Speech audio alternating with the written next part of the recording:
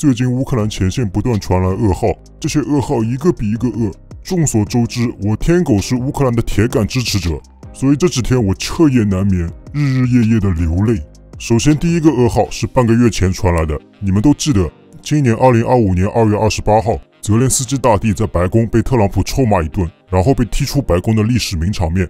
You're in no position to dictate what we're going to feel. You're gambling with the lives of millions of people. You're gambling with World War III. You're gambling with World War III. 结果这一次更惨的来了。2025年10月17日，泽连斯基大帝再一次君临白宫，被特朗普骂得比上次还要惨。虽然这一次的骂战场面没有公开，但是根据英国路透社和金融时报现场记者的报道，当时他们在门外亲耳听到特朗普在闭门会议上对泽连斯基大帝纯诚爆粗口。特朗普要求泽连斯基大帝立马接受俄罗斯的停战条件，自觉割让顿巴斯剩余的所有领土给俄罗斯，否则俄罗斯会彻底毁灭乌克兰。随后，特朗普又说，这场战争俄罗斯不但已经战胜，就连俄罗斯国内的经济都好得不得了。期间，泽连斯基大帝把乌克兰的前线地图递给特朗普看，结果被特朗普一把甩开。最后，泽连斯基大帝再次被踢出了白宫。紧接着，又一个名场面诞生了。泽连斯基大帝从路边捡来一只破茶几，在白宫外面的秃头草地上开了一场记者招待会。虽然我们泽连斯基大帝英明神武，但说实话，少了美国的辅佐，对实力还是有一定影响的。特朗普对泽连斯基大帝的不忠，让我既愤慨又伤心。然而，就在我伤心之余，2025年10月31日又传来一个噩耗。毫无道德底线的俄军居然向乌克兰东部康斯坦丁诺夫卡的北约指挥部投下了一颗 FAB3000，我管它叫要你命3000。那是一颗3吨重的史诗级巨型炸弹。这些无辜的北约指挥官的下场，比当年在朝鲜的蛋炒饭太子更加凄惨。太子只是被燃烧弹给烧焦了，虽然脆了点，但总比没有好啊。而这些北约指挥官直接被巨型炸弹炸成了疯子状态，彻底回归大自然母亲的怀抱。而就在我为这些北约指挥官烧冥币的时候，前线又传来另一个更大的噩耗。我们光荣的乌克兰军队在红军城的防御全线崩溃，乌军和北约雇佣军出现集体大溃逃的现象，后勤补给线也被俄军彻底切断。镇守红军城东部的乌军第25机械旅，镇守北部的第155旅和第79旅全部被俄军打残。截止2025年11月2日晚上，红军城被乌军控制的区域仅仅剩下可怜的6平方公里，而且这6平方公里也已经被俄军团团包围。有人要说了，天狗啊，我大乌克兰反正都已经被俄军占了20万平方公里土地，还差他一个小小的红军城吗？搞得那么伤心，你至于吗？如果你这么说，那你肯定不知道红军城有多重要。红军城的绰号叫顿涅茨克的门户，是一条无比重要的交通枢纽。这座城市一旦沦陷，那么基本上就代表顿涅茨克的2座核心城市克拉马托尔斯克和斯拉维扬斯克的沦陷也只是个时间问题。换句话说，顿巴斯已经成为俄军的囊中之物。Situation where the Ukrainians are clearly losing. Nobody can deny it. The army on the front lines is beginning to collapse. That's not to say Russia's then going to conquer all of Ukraine, but it's on the march. It's conquering more territory. The Ukrainians can hardly put up any defense, and people in the West can no longer continue to behave in the delusional manner that they have been behaving in recent years. And so you say they may escalate, they may do something crazy, but my question is, what can they do? What's the option here? They've searched for every possible military option. 特朗普向来喜欢把赌注压在赢家一边。在红军城没有沦陷的时候，特朗普就已经大骂泽连斯基大帝，说你个阿乌卵手里没有筹码。You're not in a good position. You don't have the cards right now. With us, you start having cards. 那么你们可想而知，红军城沦陷后，我们伟大的泽连斯基大帝将会遭受特朗普怎样的粗暴对待？恐怕蜡烛、皮鞭、高跟鞋一样都少不了。还记得今年8月15日，特朗普和普京在阿拉斯加举行的美俄峰会上谈了些什么吗？当时普京说要停战可以，叫乌克兰自觉把整个顿巴斯割让给我。当时特朗普没有同意。顿巴斯地区剩余的少数那些还没有被俄罗斯占领的土地，是特朗普和普京的谈判筹码。这下好了，红军城没了，这也就是说，特朗普手里最后一张牌都被泽连斯基大帝给玩没了。11月1日，乌军空降11名最精锐的特种兵到红军城，去营救被围困的北约指挥官。我当时一看到这则消息，忍不住大叫一声：好，俄军的末日终于来了！哇哈哈哈哈！可就在我刚刚打开香槟，准备坐下来好好欣赏乌军特种兵上演真人版蓝波的时候，又一个噩耗传来了。这11名乌军精锐特种兵的降落伞刚刚落地，就在空中被俄军无人机打成了筛子，全部被击毙，而且他们搭乘的美军黑鹰直升机也一起被当场打爆。我刚刚燃起的短暂希望就这样再次破灭了。而更加让我气愤的是什么，你们知道吗？可恶的俄军竟然还公开挑衅，在红军城的入口插上了俄罗斯国旗。更加让人生气的是，普京这个家伙嚣张到什么程度，你们知道吗？他居然宣布暂时停战，让西方记者，包括乌克兰记者进入红军城报道战场上的真实战况。泽连斯基大帝第一时间回应说：不许去，谁敢进去报道真实战况，就是触犯了乌克兰的法律。然后俄罗斯就说了，红军城都被我给占领了，你乌克兰的法律在那里还有个鸟用啊！这一刻，平时能言善辩的我竟然无言以对，屈辱的泪水再次不争气地流了下来。我亲爱的乌粉同胞们，用行动支持乌克兰的时刻已经到了。现在正是乌克兰最危难的时刻，我们怎么可以光说不练呢？我们必须用行动证明，我们乌粉不是只会在网络上打嘴炮。还在等什么？让我们一起组团进军红军城，用实际行动来保卫我们神圣的乌克兰，守护我们伟大的泽连斯基大皇帝，赶走万恶的俄罗斯军队。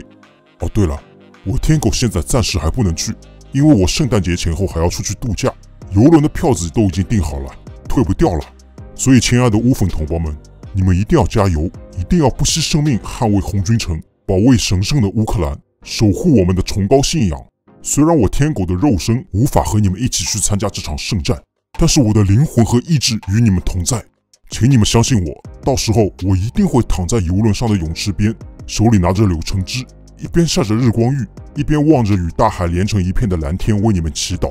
即使你们在红军城不幸领了便当，也不用担心，等我度假回来，我一定会给你们每人烧一个 F 罩杯的美女纸人下去服侍你们。加油啊，我的乌粉同胞们！先不说了，我先去哭一会儿。I first saw reports that Vladimir Putin had opened the battlefield of Pokrovsk to journalists, even to Ukrainian ones. I understood immediately what he was doing. He was transforming war into a demonstration, strategy into a message. This was not a humanitarian gesture.It was an act of realist theater. The Kremlin was inviting the world to see what the West had long refused to acknowledge, that the Ukrainian army was trapped, exhausted, and losing ground, and that no amount of rhetoric from Washington or Brussels could reverse the military facts on the ground.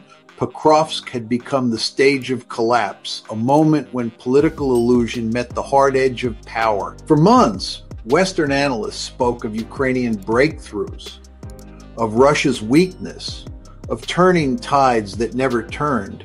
But by late 2025, the battlefield told a different story. The tragedy of Pokrovsk is not merely military, it is civilizational. The West's insistence on fighting for an unattainable victory has led to the disintegration of Ukraine's statehood and the erosion of Western credibility.The stage is set not by Russian propaganda, but by Western denial. Every war ends when illusion dies, and Pokrovsk is where that death begins. The collapse unfolding there is not just of a city, but of a worldview. From the outset, the Ukraine war was framed by Western leaders not as a geopolitical contest, but as a moral crusade, democracy versus autocracy.Light versus darkness, that framing doomed strategy to failure. Wars are not won by virtue. They are determined by capability, geography, and endurance. The liberal West forgot this. It convinced itself that economic sanctions, social media narratives, and international condemnation could substitute for hard power. What began in 2022 as an attempt to weaken Russia became, by 2025, a war that revealed the West's own intellectual decay. Pokrovsk is the consequence of that hubris, the place where the logic of power finally overwhelmed the illusion of ideology. Washington and its European allies assumed that by expanding NATO and arming Ukraine, they could deter Moscow without crossing into direct confrontation. They underestimated Russia's resolve, its capacity to adapt, and its willingness to absorb pain.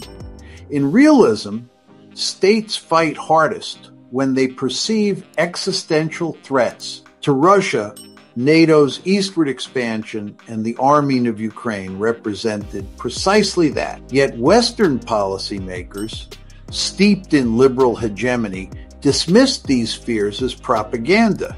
They believed in a world where intentions mattered more than perceptions and where rules could override power. The tragedy was not inevitable, it was chosen. By 2024, the cost of illusion had become unbearable.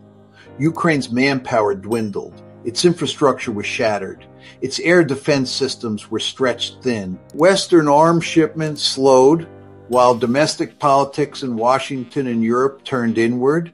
The alliance that once claimed moral unity began to fracture under economic strain and electoral fatigue. Yet leaders continued to speak of victory, even as the battlefield told another story. Pokrovsk's encirclement was not an accident. It was the logical endpoint of a war fought against the grain of reality. Pokrovsk was not merely a siege.